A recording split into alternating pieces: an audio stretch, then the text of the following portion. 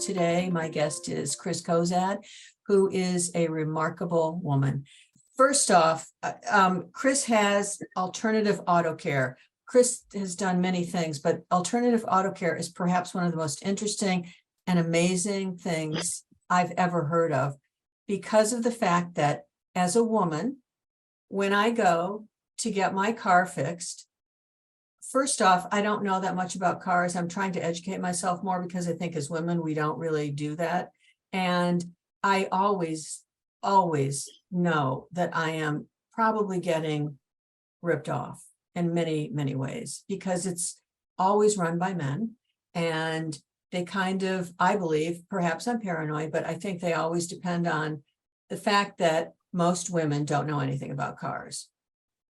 Chris and I met at Hiram College in the 70s, a really long time ago. And, and she has gone on to an amazing career. So Chris, tell me and us a little bit about what inspired you to become an entrepreneur and be a mechanic and have this terrific business, and just tell us a little bit about it, because I find it just the coolest. Well, let's see.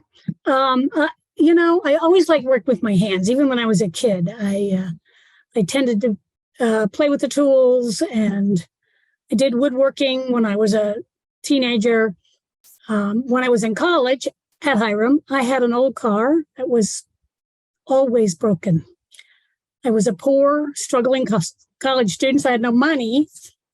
And I knew a guy who was a mechanic. And so he taught me some of those basics. And I just really did it as a hobby, Holly, for years.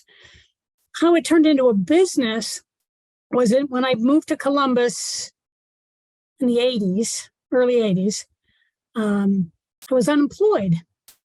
And my friends kept calling me up and saying, Chris, my car won't start, or my mom's car needs an oil change, or whatever, just trying to, A, give me a little income, and B, protect themselves from being ripped off, just like you talked about. Women, the automotive industry has a terrible reputation. It's really not just women, but that certainly is the overarching reputation issue, I think, that the industry has. And so, I reached a point where I was doing 3 or 4 cars a week like that. I worked on the street. Your street, my street didn't really matter until the first winter. And, winters in Ohio are nothing to shake a stick at. So I rented a little 1-car residential garage, and I worked there for several years. And I've been in business 40 years now. I have 8 employees, all women, 4 technicians, all women.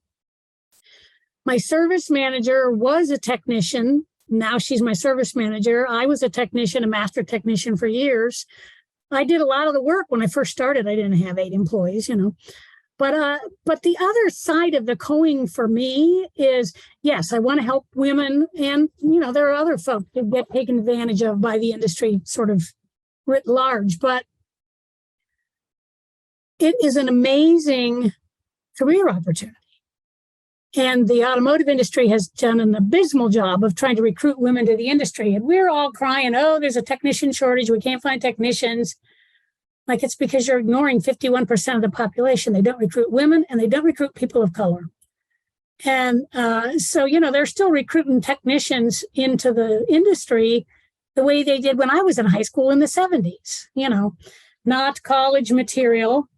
Boys went to auto shop, girls went to cosmetology, and that was it. And it hadn't changed. I also taught automotive technology at Columbus State Community College for 20 years. I just retired from that sub job. And I certainly saw that in my classroom. It was mostly white men, mostly a lot of them coming out of the military on the GI Bill. And they're like, well, I got to go to school for something. Might as well do this. But no women, or very few women, no people of color, or very few. As the last couple of years, it improved slightly, but not really. And so it's a great career opportunity. And I like to talk to women and young girls. I talk to Girl Scouts regularly and other groups about not only, how to be a better, more educated car owner, keep yourself safe, not get ripped off, all of that, but also that this is a viable career opportunity that gives people access to economic equity without mountains of student debt and, 4, 6, 8 years of college. And it's something, it's so interesting because I did a workshop the other day, and the focus of the workshop was STEM, trying to teach girls science, technology, and that there is that fact of that we're not, or we haven't been encouraged to go into those fields. And the statistics, one of the statistics on something I read about you was 24% of the workforce is women, 4% of the workforce is women in car repair, 4%. I mean, but you're right. I mean, it would never be something that I would consider doing because it's just, it's sort of like not in the kind of atmosphere of, oh yeah, that's a possibility. Absolutely. And, I have, the Girl Scouts are a hoot. I know you do some work with Girl Scouts too, but, bring me in those, 8, 10-year-old girls and I'll put an air impact in their hand and let them take a tire off. And they are just grinning ear from ear. They love it. And they've had no exposure to tools.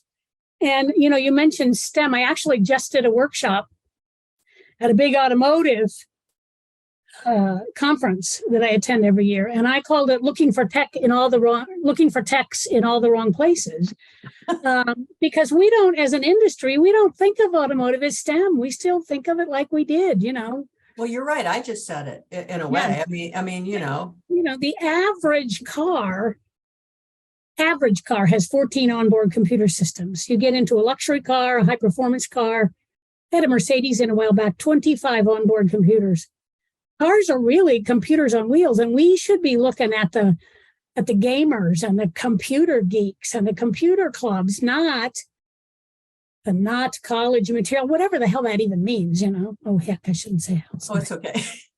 So how do you think, I mean, you've done so much activism, not only with what you do, but also in the LGBTQ community, and you just got an achievement award from the YWCA in Columbus, which is so amazing. You just got that, right?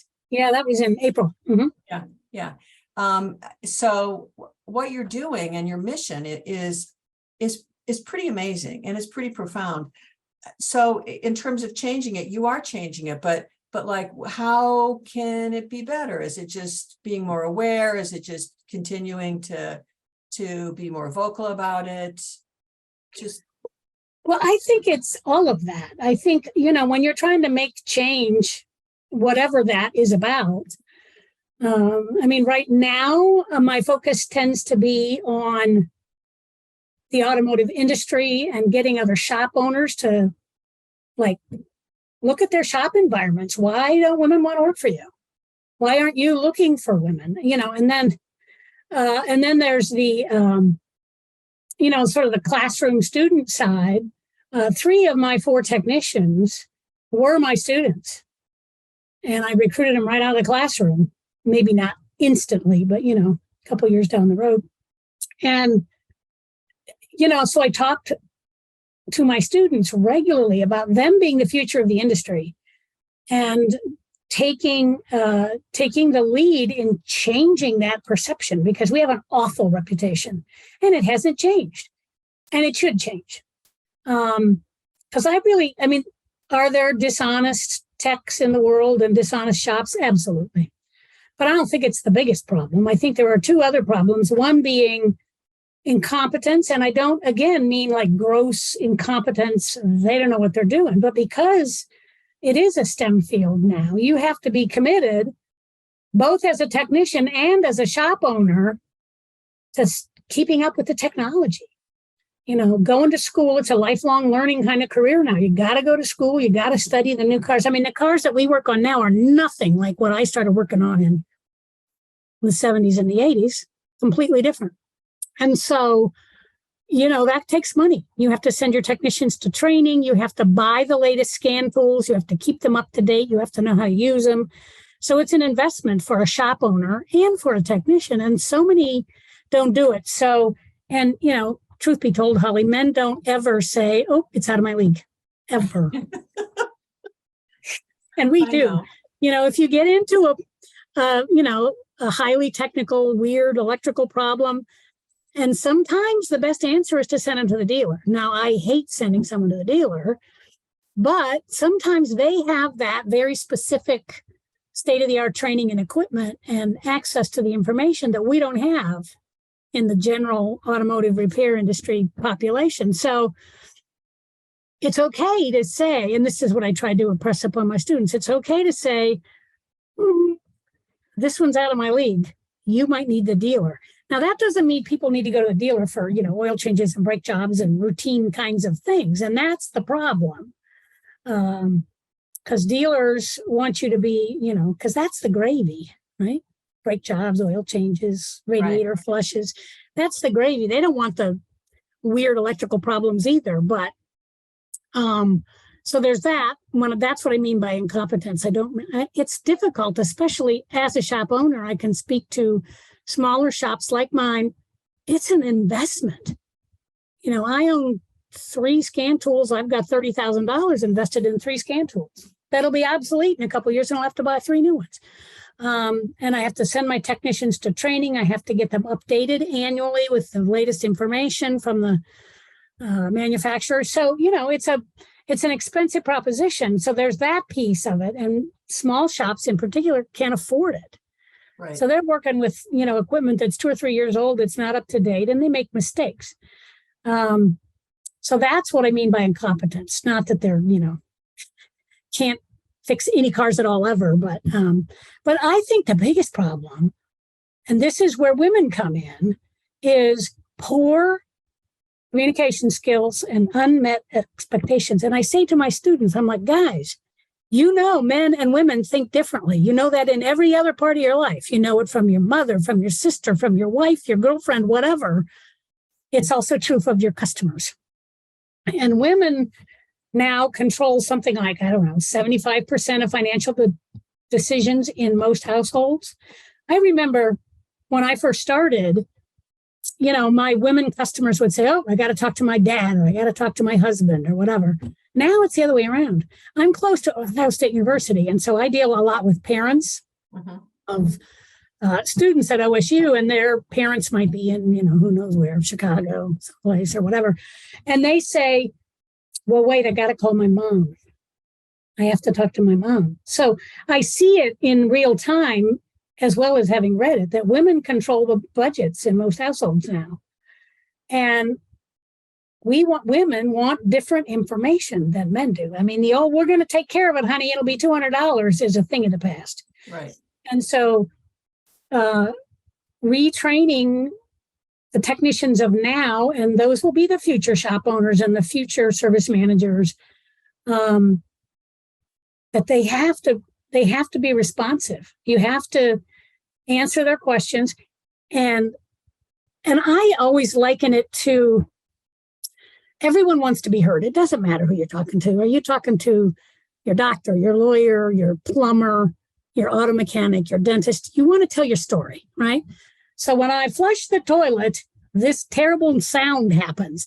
Now, there might be one nugget of information that's actually useful to the plumber, and the same is true in the automotive world. But by talking to the customers and spending 5 minutes with them, you're doing 2 things.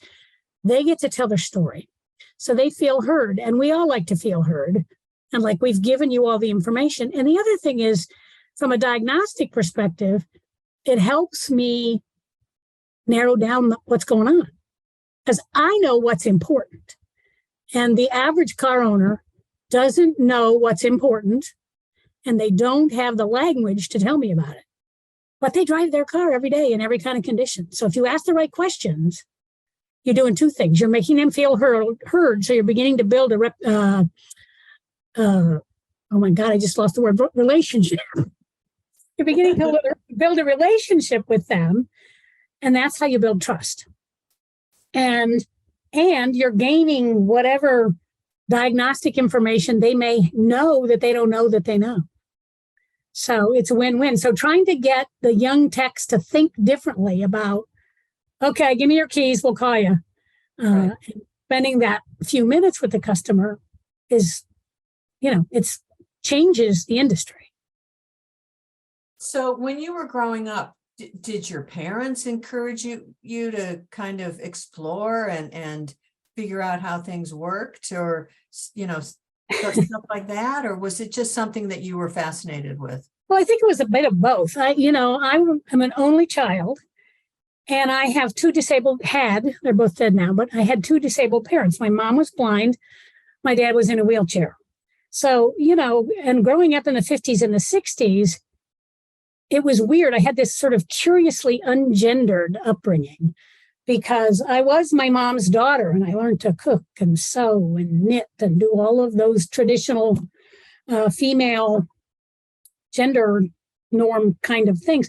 But I was also, in many ways, my dad's son. I learned to hunt and fish and work with tools. And so I really kind of had the best of both worlds. And that's not typical, I don't think, particularly back in the 60s.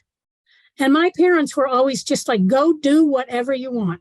They always, because I was kind of my mom had several miscarriages, and they were not expecting me to be born. They thought, oh, they're going to lose another one. They're about to give up. And then I came along. So I was like the miracle kid, and so I had the advantage of that. But my dad did watch and clock repair.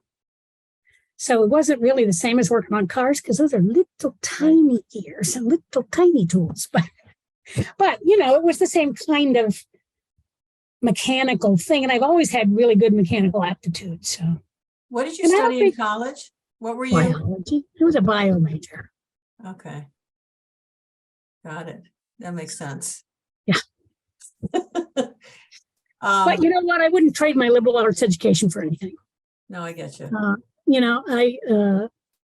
I learned critical thinking, analysis, the scientific method, how to process information. And that's been invaluable in this career. So your advice to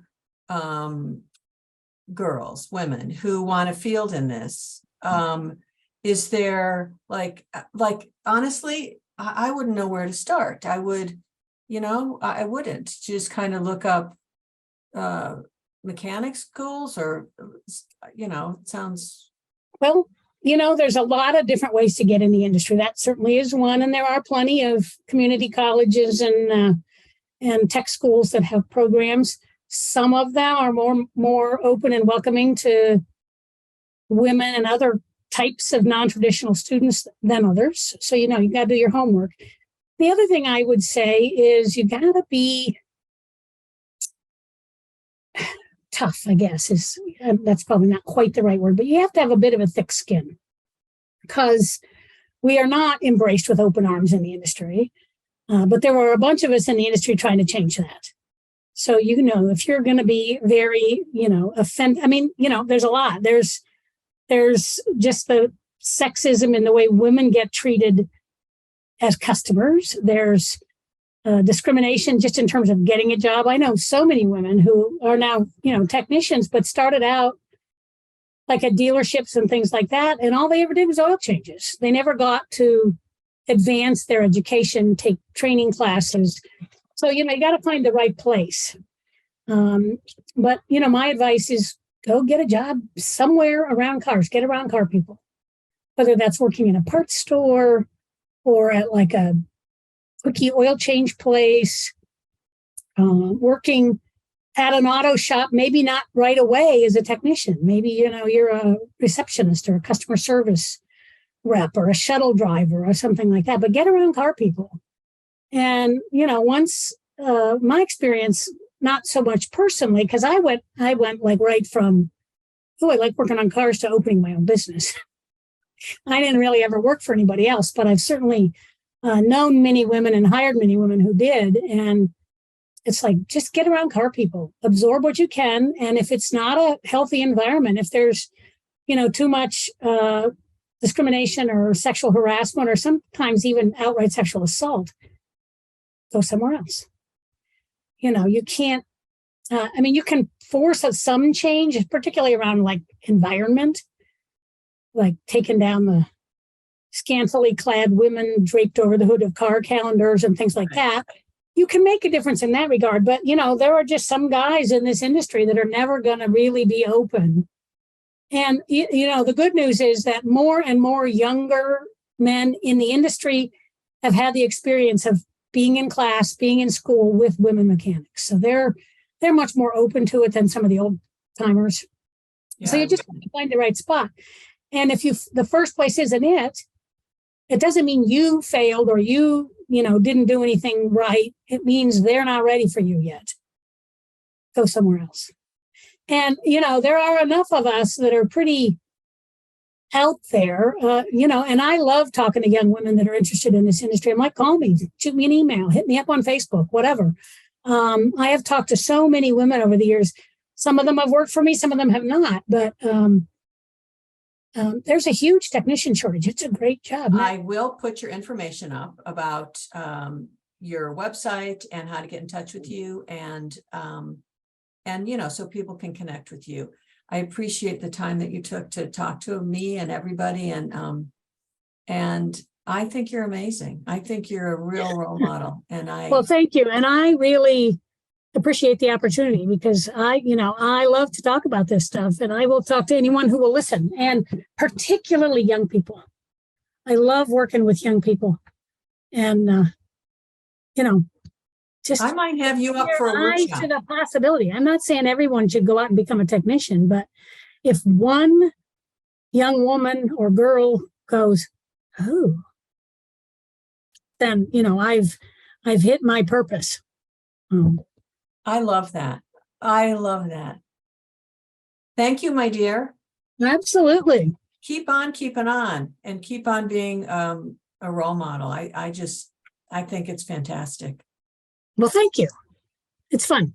Okay. I have to say 40 years in the industry and I still love it. So I love that. Thank you, Chris Cozad. We will see you up on the website. All right. Thank you, Holly. It's nice to see you.